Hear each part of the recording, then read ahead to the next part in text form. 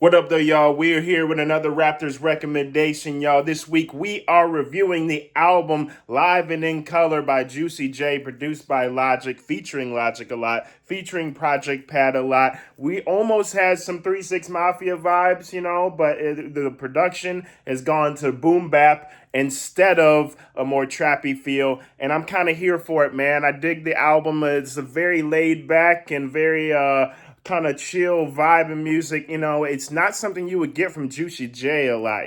Juicy J, he known for his hits. He known for his club anthems. He's not known for his albums really. Even his last album, which was a long time ago, I think in 2013 or something, his last solo project had a monstrous amount of features on it. It had a monstrous amount of singles on it. Every track seemed like a single. And what I didn't know about Juicy J is that he was repping Taylor Gang at that point, which I didn't even know, which makes sense that he has so many songs with Wiz Khalifa. Wiz Khalifa is also on this album, and I'm just getting the feeling that my producer, Sam Raptor, is just recommending albums with Wiz Khalifa on there. He just wants me to get ranting. He just wants me to go off and start trashing Wiz Khalifa. But I dig the Wiz Khalifa feature. It's actually a really good song. It's a really good vibe, actually. The past few albums I reviewed of Wiz Khalifa as a feature, I have not liked. I have not wanted to think. I didn't think he was needed at all on the song. But this one, I feel it. They got a vibe together. Clearly, they've been working together for a while, so that's cool. I'm here for it. Now, this album is interesting because what ended up happening is that Juicy J was rapping over trap beats essentially. And then Logic would speed up his voice and put it over a boom bap beat. So when we're talking about like a trap beat at like 160 or so, that's 80 BPM. And then Logic would speed it up to about 90 BPM. So, and you might not think that's a big difference, but it kind of is. And then the songs where Juicy J was rapping kind of not fast on the boom bap version, I have to imagine that he was rapping real slow on the trap version. You know what I'm saying? He was probably going A B C D E F G. But I got it, and I say that because Juicy J got a basic flow. You ain't coming to hear him for the lyrics. You coming to hear him for the vibes, pretty much. It's not like a Pusha T where you're gonna want to analyze the lyrics in depth and stuff like that. Nah, you're just here to hear some good music, a good song. You know what I'm saying? So you got to keep that in mind with Juicy J. But with this one, he's very hip hop. It's very MC-ish, and I don't usually get that vibe from Juicy J, even though he from the old school, even though he was around when hip hop was more MC-ish.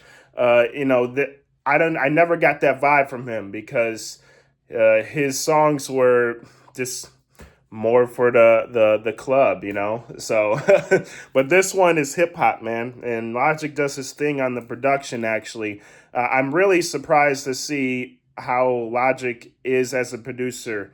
I get the feeling the beats are great. I just want to say that, but I get the feeling that someone handed Logic some of the best sounds, and he just went crazy on the drum machine with it. As someone who has worked with the machine and a lot of great sounds on there, you can just crank out beats on it. You know what I'm saying? And I get that feeling with these beats is that Logic was handed some of the best sounds and samples, and he just went crazy with it. And he did a good job with it. I mean, it's no disrespect when I say that. That's how I get the vibe of how he produced it, is that he was handed all the sounds, or he just gathered all the best sounds he could find.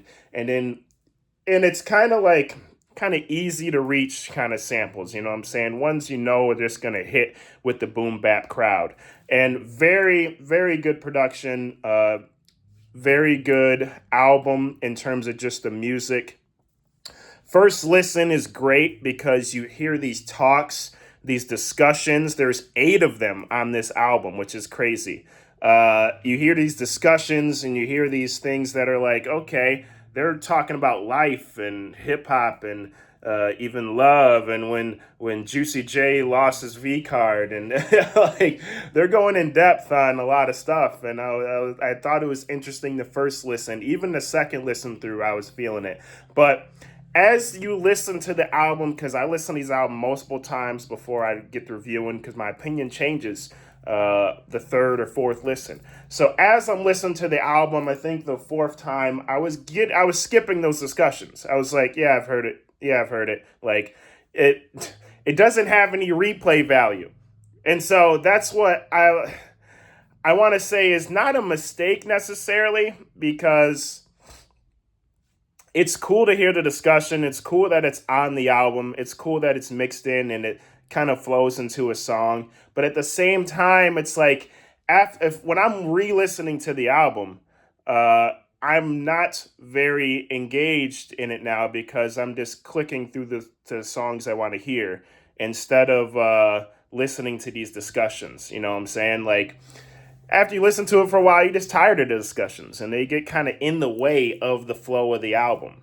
So I listened to the album and then just skipped all the discussions, and I was like, it's still a good album. So I gotta say, I was really surprised. You know, I expected a lot worse from this collab. You got Juicy J from one world, you got Logic from another world. I didn't really put those two together in terms of how they sound, how they usually operate together musically. And I was surprised, pleasantly surprised. So I gotta say, I was really like, oh man, this is going to be horrible. But no, it was really good. Logic did his thing in the production. Juicy J comes off more MC-ish because his vocals are sped up. You know, I like doing it. I like to see him do this live, because if you can do it live, I forgive all the sped up vocals and all that. If you can't do it live, then I can't forgive that this is a sped up version of Juicy J, not the real Juicy J. Some people might be mad at me saying that, but I'm just saying that if you can't perform this live, when you're Lil Wayne and you're punching in every take, every bar is punched in, and you can't do it live, then that's a problem. Tell me if I'm wrong. You know, if you're Juicy J and your vocals were sped up like they were on this album, and you can't perform at that speed live, that's a problem. So let's just be real here. If you can, great. I don't care what you do. If you can perform it live, you can speed it up, slow it down, twerk it out, you know, whatever you want to do with it. But if you can't, then hey, I just call it how I see it. You know what I'm saying? But overall, album is pretty good. My favorite songs are the first song, Live and in Color, which is the title track. Probably the best song on here, in my opinion. The Problem, which featuring Logic is going on there. I just wanted that. I think that song he should have kept for himself, and I just wanted to hear Logic throughout that whole song, or just Juicy J on that whole song, but really just Logic, because Logic is spitting on there, boy. A lot of people hate on Logic, but the man got flow. He not only is he doing intricate rhythms, he's not just doing the rapidy rap style, he's not just doing the high speed rap, but he's talking on there. He got bars in there. I mean, people underrate Logic because of his corniness, because of the way he has approached retiring from hip hop. But we got to acknowledge is that he is a top tier MC. Say what you want, but he is a top tier MC, you know? So I dig it, though. I dig it. His features on there. He's also featured on 20 Years Later, as well as Project Pat. And he was going on there, too. You know, we got almost a 3-6 Mafia vibe, and then Logic came in and destroyed the place. So, I mean, I really feel the album. I think that it could probably, he could have used a bonus version of the album with the discussions. If you release a bonus version of the album, right? And I've said this before about cutting tracks and releasing them as bonuses as well on other albums. You release a bonus version of the album with the discussions, that's not only going to bring people back to the album to hear the discussion part, but it's also going to bring new life to the album, meaning that people are going to re-listen to the whole thing with those in there. If you would have had the without the discussions, would it even been long enough to be an album? Is that the reason why they did this? Is so they can increase the length time on the album? Because the album, to be considered an album, has to be over 28 minutes long.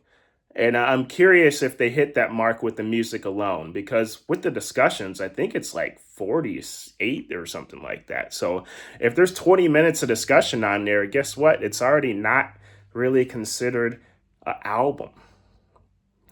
But I don't know this. I didn't check the time of every track or whatever. But my favorite tracks on the album are Live and in Color, The Problem, and I think it's called Kill For, and We Live are good too.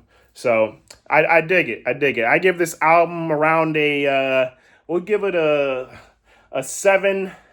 We'll give it a seven. We'll give it a seven because I was gonna rate it lower after the discussions, but even without that discussion part, I'd say without the discussions, it's a seven. With the discussions, but discussions are so interesting. It's very hard to rate this because of those discussion parts. You can tell I'm going back and forth. I'm gonna say a seven. Let me know what y'all think about it, man.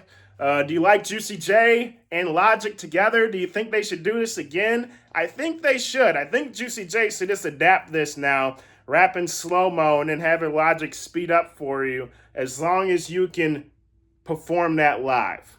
But let me know what y'all think about the album, man. Peace.